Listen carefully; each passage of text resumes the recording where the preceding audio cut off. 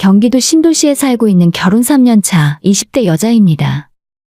요즘 기준으로는 조금 이른 나이에 결혼을 하고 아이를 낳고 정신없이 살다 보니 확실히 감정적으로 기복 없이 무뎌지는 것 같더라고요. 예전에는 사소한 작은 일에도 상처를 받거나 남편과 감정 상하며 싸우는 일이 자주 있었거든요. 하지만 지금은 일을 다니며 육아와 살림까지 병행하다 보니 웬만한 작은 일에는 아무렇지도 않게 되었습니다. 그런데 바로 얼마 전 저는 가장 가까운 사람으로부터 엄청난 상처를 입었어요. 남편이나 시어머니도 아닌 바로 저희 친정엄마입니다. 오늘 제가 이렇게 사연을 보낼 결심을 하게 된 것도 친정엄마 때문이에요. 옛말에 사랑을 받고 자란 사람이 남한테도 사랑을 베풀 줄 안다고 하잖아요. 저는 그 말을 정말 너무 싫어합니다. 사실 저는 어릴 때부터 사랑을 별로 받지 못하고 자랐거든요. 적어도 엄마로부터 따뜻한 관심과 사랑을 느꼈던 적이 별로 없었던 것 같습니다. 제게는 2살 위로 언니가 하나 있어요. 언니는 아이가 없던 집안에 태어난 첫째였기 때문에 모든 집안 사람들의 사랑을 독차지했었죠. 지금은 서로 왕래가 뜸해진 먼 친척들까지 제 이름은 기억 못해도 우리 언니의 이름은 모르는 사람이 없을 정도입니다. 저는 처음부터 언니와 전혀 다른 삶을 살았어요. 제가 태어나던 무렵에 작은 엄마 그리고 고모까지 한 달 내에 다들 아이가 태어났고 또 하필이면 그쪽은 모두 아들이고 당시에 태어난 세 아이 중 저만 딸이라서 아무런 어른들의 관심을 받지 못했습니다. 차라리 그냥 무관심한 상태로 컸으면 좀 나았을 거예요. 제가 태어났다는 소식을 들었어도 할머니, 할아버지는 병원에 찾아오시지도 않았습니다. 이미 딸이 있는 집에 또 딸이 태어나봤자 뭐 하냐면서요. 그나마 언니는 딸이었어도 집안의 첫째로 태어난 손주라 다들 예뻐하셨는데 둘째인 저까지 딸이라서 다들 실망이 이만저만이 아니셨죠. 집안의 맏며느리였던 저희 엄마는 10달 배 아프고 힘들게 출산을 하고 나서도 둘째를 딸을 낳았다는 그 이유 하나만으로 할머니, 할아버지에게 눈치와 구박을 받았다고 해요. 그러니 엄마가 저를 예뻐하실 이유가 하나도 없었겠죠. 어릴 때부터 자라면서 저는 늘 엄마한테 대놓고 차별을 당하면서 살았어요. 좋은 거 예쁜 거, 어른들에게 주목과 예쁨 받을 만한 모든 일은 제가 아니라 언니의 차지였죠. 외출할 때도 언니는 공주처럼 예쁜 옷에 머리에 알록달록 핀도 꽂아가며 꾸며주었지만 저는 항상 똑단발 짧은 머리에 언니가 입 다물려준 옷이나 칙칙한 무채색의 옷만 입히셨어요. 밝은 옷 입으면 빨래 많이 늘어난다고 항상 검은색, 회색 옷만 주로 입게 하셨던 기억이 있습니다. 그렇다 보니 저희 가족을 보는 사람들은 제가 이 집안 친딸이 아니거나 밖에서 데려온 아이라는 식으로 자기들만의 오해를 하기도 했었어요. 그래도 저는 어릴 때 엄마한테 잘 보이고 싶어서 노력을 많이 했었습니다. 어떻게든 엄마한테 관심을 받고 싶어서 공부도 열심히 했었고 각종 글짓기나 그림 대회를 참가해서 학교 안에서는 물론이고 도내 대회까지 나가 상을 받아오기도 했었죠. 뿐만 아니라 초등학교를 다니면서 집안 청소와 심부름도 나서서 했었고 속상한 일이 있더라도 부모님 앞에서는 표정을 숨기며 애교 부리고 일부러 더 웃기도 했었어요. 10살 남짓한 아이가 할 수 있는 모든 것들을 최선을 다해가며 노력했어요. 남들은 당연하게 누리고 사는 엄마의 관심과 사랑을 받고 싶다는 그 이유 하나였습니다. 그러던 어느 날 학교를 조금 일찍 마치고 집에 돌아왔는데 살짝 열린 안방 문틈으로 엄마와 이모가 전화통화를 하는 소리를 듣게 되었어요. 이야기를 엿듣고 싶지도 않아서 그냥 제 방으로 가려다가 갑자기 제 이름이 들리길래 발걸음을 멈추고 숨죽여 듣게 되었어요. 혜진이 그 기집애는 어쩜 애가 귀여운 맛이 하나도 없는지 몰라? 여우 같은 게 지언니 한번 이겨먹으려고 악바리처럼 공부하고 글짓기며 그림 그리는 대회 나가서 상 받아오더라. 얼마 전부터는 피아노도 배우겠다고 해서 피아노 학원도 보내고 있잖아. 뭐? 기특해? 기특하면 너가 데려다가 키울래? 걔가 얼마나 영악하고 가증스러운 줄 아니? 언제 한 번은 어떻게 반응하나 보려고 내가 크게 혼낸 적이 있었는데 눈물 한 방울 뚝 흘리더니 바로 생글생글 웃는 거 있지? 하여간 지 할머니랑 똑같이 생겨서 하는 짓도 완전 똑같아. 내 배 아파서 낳은 앤데도 정이 하나도 안 간다니까. 그 당시에 제 나이가 11살이었는데 그 어린 나이에 듣기로도 충격이었어요. 다른 사람도 아닌 제 엄마가 저를 눈엣 가시로 생각하고 있었다니. 그런 줄도 모르고 엄마한테 잘 보이고 싶어서 그렇게 기를 쓰고 노력했던 제가 창피하고 얼굴이 화끈거릴 정도로 부끄러웠죠. 그리고 동시에 엄마가 너무나도 미웠습니다. 내가 이렇게 큰 상처를 받은 만큼 엄마한테도 똑같이 상처를 주고 싶었어요. 그 당시에 내가 엄마한테 할 수 있는 가장 큰 복수는 엄마 앞에서 내가 없어지는 것이 나을 것 같았습니다. 무작정 그 길로 집을 나와서 길바닥을 엉엉 울며 달렸고 어디로 가야 하는지도 모르고 그냥 달렸습니다. 돈도 없고 그때는 핸드폰도 없었기 때문에 이대로 사라지면 저를 찾을 방법이 없을 거라 생각했어요. 막상 집은 나왔는데 진짜로 갈 곳이 하나도 없어서 개천 옆에 산책로를 따라서 몇 시간이고 무작정 걸었죠. 해가 떨어지고 어두워지자 인적도 뜸해지고 무섭더라고요. 다시 집으로 돌아가려 해도 길을 몰라서 어떻게 가야 하는지도 모르는 상황에서 너무 지쳐 벤치에 앉아 있었습니다. 막상 집을 나올 때까지는 어떻게든 되겠지 하는 생각이었는데 무섭고 막막하고 세상에 왜 나만 이런 일을 겪어야 하나 서러운 마음에 눈물이 펑펑 나더라고요. 밤 12시가 넘어서 집을 뛰쳐나온 걸 후회하고 있을 때쯤 갑자기 저를 부르는 목소리가 들렸어요. 어떻게 알았는지 퇴근한 아빠가 저를 찾아오셨고 아빠의 목소리가 들리자마자 저도 모르게 달려갔죠.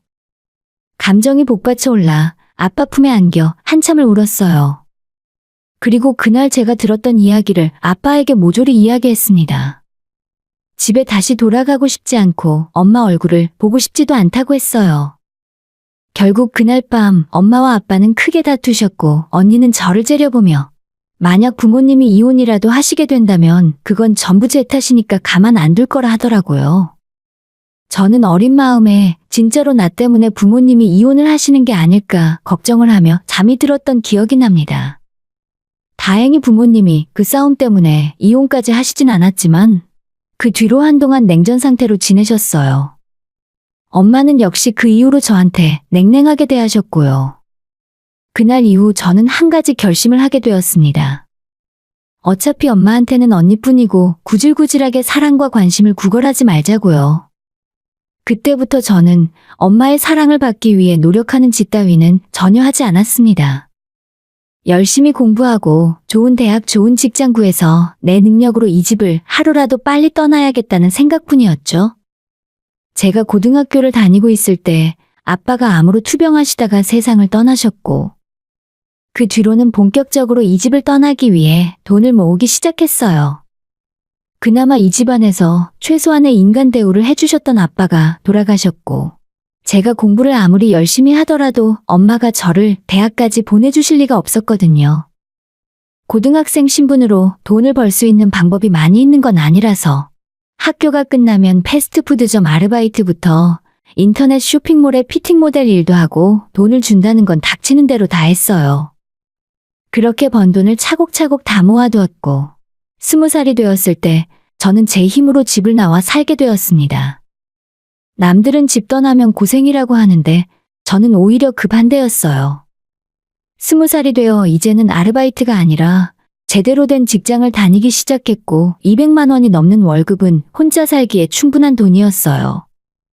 다행히 회사에서도 좋은 사람을 만나서 언니들도 제게 잘해주고 사장님도 젊고 좋으신 분이라 힘든 일이 하나도 없었죠. 하지만 행복한 시간은 그리 오래가지 않았습니다. 제가 회사를 1년 조금 넘게 다녔을 때 경영이 급격하게 악화되었고 사장님은 어쩔 수 없이 직원들을 내보낼 수밖에 없다고 말을 하셨습니다. 나이도 어리고 결혼도 안 해서 딸린 식구도 없던 저는 제일 먼저 짐을 싸서 나가게 되었습니다.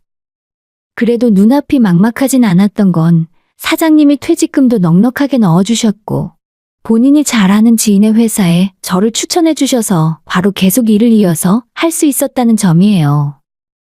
그곳은 일반적인 사무직은 아니었고 여성복을 주로 판매하는 쇼핑몰이었는데 아마도 사장님이 제가 고등학교 때부터 피팅 모델 일을 했던 경험을 알고 계셨기 때문에 이쪽으로 추천을 해주신 것 같았어요. 이곳의 사장은 30대 여자분이셨는데 무척 화통한 성격이었습니다. 처음엔 말도 엄청 거칠게 하고 술을 너무 좋아하는 것 같아서 약간 무서웠지만 오래 보고 친해지니 뒤끝 없고 좋은 면도 있더라고요.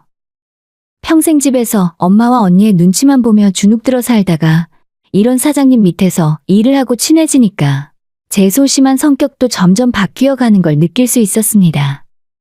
진상 손님들과 육두문자까지 써가며 싸움을 하고 화도 내보고 넉살 좋게 거래처와 가격 흥정도 할 수 있는 그런 성격도 저한테 있더라고요. 저는 정말 몰랐어요. 제 성격이 그렇게까지 바뀔 수도 있다는 걸요. 아무튼 그 사장님 밑에서 반년 정도 일을 했을 때 저한테 문득 이런 말을 하더라고요.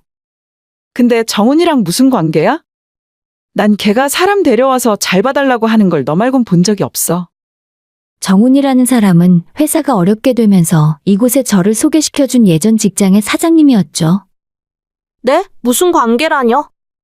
그냥 사장님과 직원 관계였죠. 아니, 나는 두 사람 사이에 뭔가 있는 줄 알았는데. 정훈이가 아무 마음도 없는데 너를 잘 부탁한다면서 나한테 데려왔을 리가 없어. 그럼 저를 좋아하기라도 한다는 말씀이세요? 말도 안 돼요. 그냥 동생으로 생각하셨을 거예요. 저는 그 말을 깔깔대면서 웃고 넘겼어요. 애초에 예전 사장님과 저는 나이가 11살 차이가 났고 항상 저를 막내 동생 다루듯 했었으니까요. 저한테 업무 지시를 하고 나서도 마음이 놓이지 않았는지 항상 안절부절 못하다가 결국 본인이 가져가서 일을 다 하던 사람이었습니다. 회식 때 다른 직원들이 저한테 한잔하라고 술을 권하기라도 하면 이제 갓 20살 된 어린애한테 왜 술을 먹이냐고 펄펄 뛰면서 대신 마셔주었거든요. 그런데 저를 여자라고 생각한다니 말도 안 되는 일이라 생각했죠. 분명히 그랬는데 그로부터 얼마 후 퇴근길에 저를 찾아온 예전 사장님은 저한테 할 말이 있다고 데려가더니 예전부터 저를 좋아했고 첫눈에 반했다고 고백을 했습니다. 그 말을 듣고 저는 어안이 벙벙했죠. 처음 제가 회사에 면접을 보러 왔을 때부터 저를 마음에 두고 있었지만 나이 차이가 11살이 나고 그 당시 제가 갓 20살이 되었기 때문에 말을 못하고 있었다고 해요. 2년이 훌쩍 넘는 시간 동안 저를 짝사랑하면서 저한테 말도 못했던 거죠. 진짜 덩치만큼이나 곰처럼 미련한 사람이다 싶었어요. 문제는 제가 사장님을 이성으로 생각해 본 적이 없었다는 겁니다. 나이 차이도 너무 많았고 제가 다니던 직장의 사장님이었는데 그런 쪽으로 상상이나 해봤겠어요? 성실하고 부지런하고 능력도 있다는 건 알고 있었습니다. 하지만 그렇다고 해서 연애에 감정이 생길 수 있는 건 아니잖아요. 일단 고백은 받았지만 저는 어려울 것 같다는 대답을 했고 사장님은 실망한 표정으로 먼저 일어나더니 조용히 돌아가셨죠. 예전에 같이 일하던 언니들한테 사장님이 나한테 고백을 했고 조금 당황스럽다고 고민 상담을 했는데 그때 같이 일하던 사람들은 저만 빼고 모두 사장님이 저를 좋아한다는 걸 알고 있더라고요. 물론 그런 말을 들어도 갑자기 관심 없던 사람이 좋아질 수는 없는 문제였고 그저 사장님이 저를 많이 챙겨줬던 것이 단순하게 동생처럼 생각해서 그런 건 아니었다고 느끼게 되었어요. 정말 고맙다는 생각이 다시 한번 들면서 그날 이후 머릿속에 사장님에 대한 생각이 끊이질 않고 들었습니다. 하지만 그렇게 한번 고백한 이후로 사장님은 제 앞에 나타나지도 않았고 연락조차 한 적이 없었어요. 종종 잘 지내냐, 새로 다니는 회사는 마음에 드냐, 괴롭히는 사람은 없냐고 안부 연락을 하던 사람이었는데 갑자기 모든 연락이 뚝 끊겼더니 신경이 쓰이더라고요. 그렇다고 제가 먼저 연락하기도 좀 애매한 상황이었죠. 제 입으로 고백을 거절해놓고 왜 연락 안 하냐고 물어보는 건 이상하잖아요. 아무튼 그렇게 시간이 한 달 넘게 흘렀고 제가 갑자기 감기 몸살이 심하게 걸려서 손가락 하나 움직이지도 못하는 상황이었어요. 회사에 출근을 못하겠다고 말씀을 드렸는데 병원에 갈 엄두도 나지 않아서 그냥 누워만 있었습니다. 열이 너무 올라 정신이 혼미한 가운데 누군가 저희 집 현관문을 두드리며 제 이름을 부르는 소리가 들려왔어요. 거의 네 발로 기다시피 해서 현관문을 열었더니 예전 사장님이 문 앞에 서 있었고 약국 봉투를 들고 있었어요. 상태가 심각한 저를 데리고 병원에 가서 주사를 맞고 집에 와서 약까지 먹인 후에 제 열이 떨어지는 걸 확인하고 나서야 다시 일하러 가시더라고요.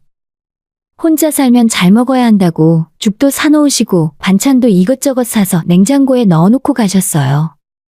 집에서 독립하고 혼자 살기 시작한 뒤로 세상에 똑 떨어져 나와 있는 기분이었는데 이런 저한테도 내 편이 생긴 것 같은 든든한 기분이었죠. 있는 그대로의 저를 사랑해주는 사람이 있다고 하니 너무 감동이었습니다. 그리고는 이 남자를 절대 놓치지 말아야겠다는 생각이 들었어요. 몸이 완전히 나은 후에 제가 먼저 연락해서 만나자고 했고 진지하게 사귀어보자고 제가 먼저 이야기했죠. 그날을 기점으로 연인이 되었고 2년 정도 사귀고 나서 조금은 이르지만 결혼 준비를 하기 시작했어요. 주변 사람들은 모두 저희의 결혼 소식을 환영하고 축하해 주었고 시부모님들도 인사를 드리러 갔더니 따뜻하게 맞이해 주셨어요. 문제는 저희 집이었죠. 제가 20살에 집을 나온 후에는 엄마와 언니에게 연락 한 번 없이 살다가 이제 결혼하겠다고 연락하는 것도 좀 이상하긴 하더라고요. 그렇다고 멀쩡히 엄마가 살아계신데 없는 사람처럼 비워놓고 결혼식을 올리는 것도 뭔가 내키진 않았습니다. 일단 인사라도 드리러 가야겠다 생각해서 연락을 드렸더니 집에 한번 들르라고 하시긴 하셨어요.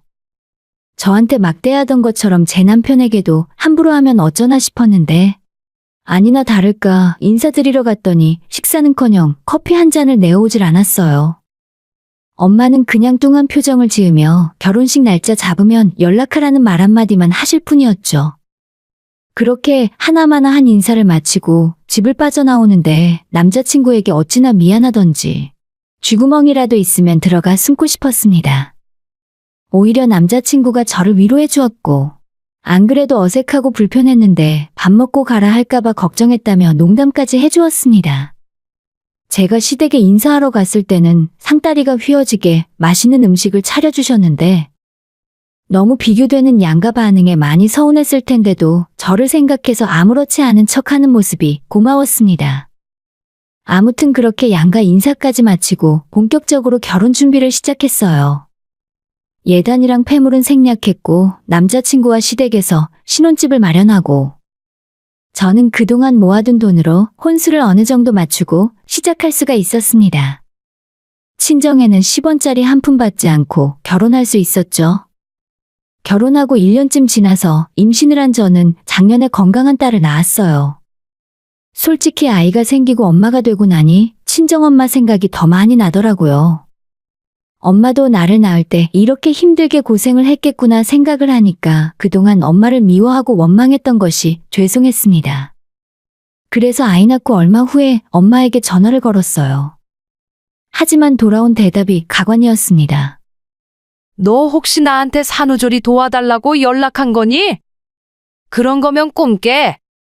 난 너 낳고 둘째도 딸이라고 미역국도 제대로 못 얻어먹었어. 조리원에 들어가던 사람을 사서 하던 너가 알아서 해. 저는 산후조리 이야기도 꺼낸 적 없고 애초에 친정엄마가 불편했기 때문에 제 산후조리를 도와달라고 할 생각은 전혀 없었어요. 남편과 처음부터 조리원에 2주 동안 들어가기로 결정했고 퇴원하고 집에 돌아온 다음부터는 시어머니가 오셔서 도와주겠다고 말씀하셨거든요. 정말 저희 엄마답구나 싶었고 한순간이나마 엄마를 용서하고 이해해보려고 생각했던 제가 한심하다 싶었어요. 조리원 2주 동안 열심히 몸을 풀었지만 초산이다 보니 몸 컨디션은 금방 올라오지 않았습니다. 시어머니가 아침 저녁으로 저희 집에 오셔서 제 밥도 챙겨주시고 아이 기저귀 가는 것도 전부 다 해주셨어요. 막상 어머님이 해주시겠다고 한 거지만 시어머니에게 수발받으며 누워있는 것이 여간 마음 불편한 일이 아니었습니다. 하지만 어머님께서 자꾸 편하게 생각하라 하셨고 저도 최대한 회복에만 집중했어요.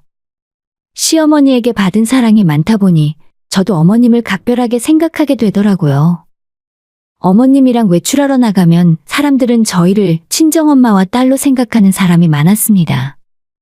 저도 마음으로는 이미 시어머니를 친정엄마라고 생각하며 살았고요. 시간은 빠르게 흘러 딸아이 돌이 다가왔습니다. 한참 돌잔치 준비를 하고 있는데 오랜만에 친정엄마에게 전화가 왔습니다. 제대로 된 근황 인사도 없이 다짜고짜 주말에 집으로 들르라 하셔서 남편에게 애를 맡기고 친정으로 가게 되었죠. 마침 분가에서 따로 살고 있는 언니도 집에 있더라고요. 엄마는 제 얼굴을 보자마자 이상한 소리를 하는 겁니다. 조만간에 네 언니도 결혼을 하게 될 거고 이 큰 집에 나 혼자 사는 것도 적적하고 해서 너희들이 이 집에 들어와서 살아라. 이 집이 훨씬 넓고 초등학교도 가까워서 나중을 생각하면 그게 나을 거야. 이게 무슨 소리인가 싶었죠.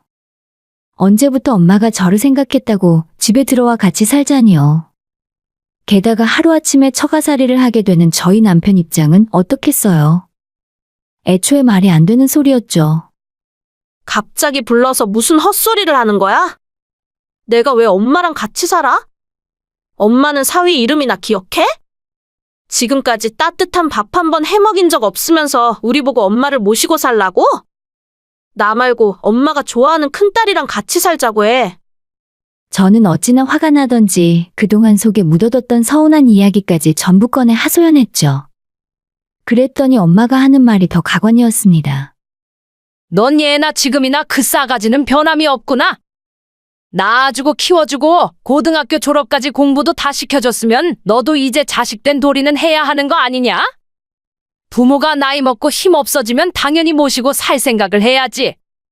어떻게 이제 시집가는 언니한테 떠넘길 생각부터 할 수가 있어? 진짜 기가 막혀 말도 안 나왔습니다. 엄마의 황당한 논리에 말문이 턱 막혀 있었는데 언니가 하는 말이 더 얄미웠습니다. 엄마, 쟤 원래 옛날부터 저랬잖아. 기집애가 얼마나 이기적인지 몰라. 뭐? 이기적이라고? 그걸 누가 할 소린데 언니 입에서 나와? 언니는 이날 이때까지 엄마한테 용돈 받고 편하게 살았잖아. 대학 졸업하고 취직도 안 하고 엄마 등골 빨다가 시집가는 주제에. 그리고 내가 듣는 기가 없을 줄 알아? 언니 시집 갈 때 혼수해 갈 돈이 없어서 엄마가 집담보로 대출까지 받아줬다며? 제 말이 틀린 게 하나 없었습니다. 공부도 못하던 언니는 돈만 내면 갈 수 있는 그런 대학에 갔으면서도 엄마한테 학비와 생활비 용돈까지 다 받아서 쓰고 대학 졸업한 뒤로 취직도 못한 채 계속 엄마 등골을 빨며 살았어요. 나이가 찼으니 시집은 가야 하는데 모아놓은 돈은 없어서 엄마가 살던 집을 담보로 대출을 5천을 받아 언니에게 혼수하라고 주었죠. 저 결혼할 때는 10원 한 장 안 줬으면서 진짜 해도 너무한다 싶었습니다. 아무튼 제가 언니한테 쏘아 붙였더니 엄마는 아예 저를 한 대 칠 기세로 욕을 하셨어요. 너 언니가 네 친구야? 버르장머리라고는 약에 쓰려고 해도 없는 기집애가? 누구는 너 같은 거랑 살고 싶어서 이러는 줄 알아? 나도 싫어. 너 얼굴 보고 있으면 너희 할머니 생각나서 소름 끼쳐. 엄마가 저한테 화를 내자 이번엔 언니가 황당하다는 듯 이야기했죠. 엄마, 그게 무슨 소리야? 쟤랑 안 살면 누가 엄마 병수발을 들어. 나보고 하라는 건 아니지? 난 못해. 난 엄마 병수발 들기 싫단 말이야. 병수발이라니 이게 무슨 소리인가 싶었습니다. 엄마가 갑자기 저랑 살겠다고 했던 이유가 바로 이것 때문이었죠. 솔직히 저는 엄마가 저를 부른 이유가 언니 결혼할 때 돈 좀 보태라고 할 줄 알았는데 뜬금없이 같이 살자고 해서 무슨 바람이 불었나 싶었습니다. 아, 이거였어? 엄마 아파서 누가 수발 들어줘야 하니까 이제 와서 나랑 살겠다고? 애지중지하던 큰딸 고생시키기 싫으니까 나를 부려먹자 이런 거야? 참 대단들하다 대단들해. 난 더 이상 이 집구석과 엮일 일 없으니까 지지든 볶든 두 사람이 알아서 해. 다시는 나한테 연락하지 마. 저는 그 길로 엄마 집을 나와서 돌아왔어요. 솔직히 오는 길에 마음은 편하지 않았습니다. 아무리 미워하는 엄마라지만 몸이 아파서 혼자 살기 힘들다는데 어떻게 제가 아무렇지 않을 수 있겠어요. 하지만 절대로 엄마를 모시고 살면서 병수발 들어줄 생각은 없습니다. 살던 집 정리해서 그 돈으로 시설을 들어가든 말든 알아서 할 문제죠. 저는 저한테 조건 없이 사랑을 준 남편과 시댁에 제 사랑을 줄 생각입니다. 항상 고마운 마음을 잊지 않고 은혜를 보답하며 살 거예요. 시부모님은 몇 번이건 몇 년이건 모시고 살며 병수발까지 할 수 있는데 저희 엄마와는 단 하루도 같이 못 살아요. 오늘의 사연은 여기까지입니다. 구독과 좋아요, 알림 설정은 많은 힘이 됩니다.